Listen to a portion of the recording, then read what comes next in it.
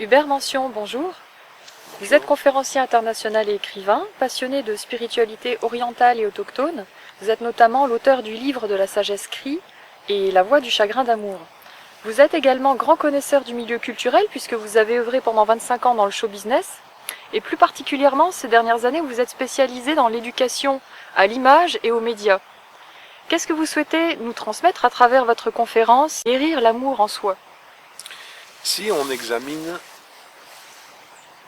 si on se rappelle les noms de gens qu'on a aimés, et qu'on fait ça lentement, en évoquant simplement les prénoms de ces gens-là, on s'aperçoit souvent que le corps a une mémoire de ces noms.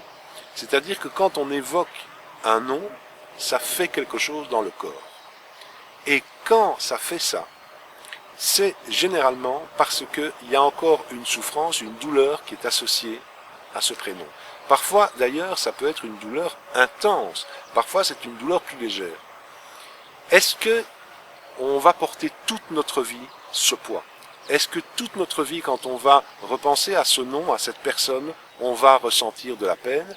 Est-ce que donc on est condamné à transporter dans une sorte de sac à dos invisible la tristesse de n'avoir pas été aimé comme on le souhaitait ou de n'avoir pas aimé comme on le souhaitait? Eh bien, ma réponse personnelle à cette question, c'est non. Je pense qu'on peut enlever ce sac et on peut se retrouver dans une situation où quand on repense à tous ces gens, d'une certaine manière, l'amour qu'on a manqué d'avoir ou qu'on a manqué de donner, on l'a guéri. Et donc, il n'y a plus de souffrance associée à ces personnes.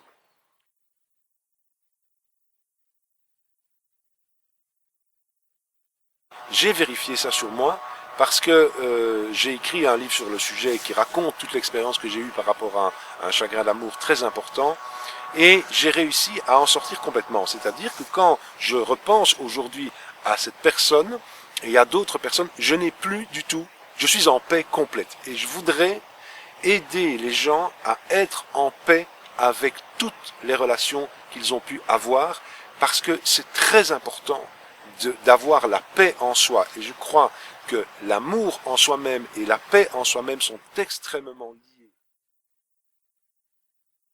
Nous pensons, je ne sais pas pourquoi d'ailleurs, mais spontanément nous pensons que aimer est une activité facile.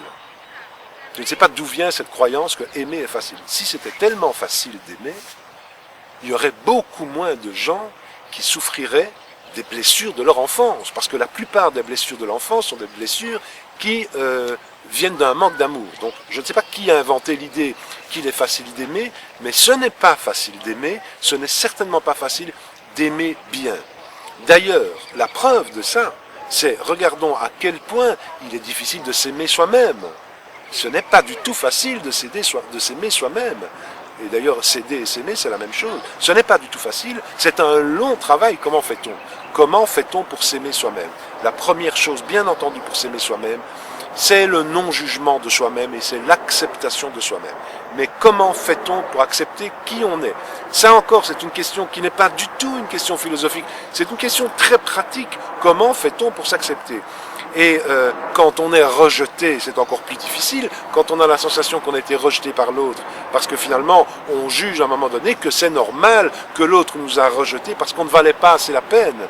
Et c'est tout ça qu'il faut revoir, et c'est tout ça que j'essaye qu'on revoie ensemble par rapport à ces blessures, pour arriver à cette chose tellement simple et tellement difficile à la fois, de s'accepter soi-même, parce que c'est le premier pas pour aller vers l'autre, qui est de s'aimer soi-même.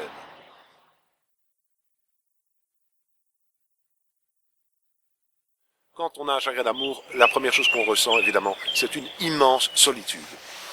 Et c'est grâce à beaucoup de choses que j'ai pu retrouver en moi, parce que j'avais cette nécessité d'aller rechercher en moi des espèces de médicaments pour mon esprit, que j'ai pu surmonter ça et que j'ai pu arriver à transformer peu à peu, mais de manière considérable et définitive, transformer peu à peu cette souffrance en la découverte de quelque chose de absolument extraordinaire. Et c'est pourquoi j'ai appelé ce livre « La voix du chagrin d'amour », parce que c'est une voix.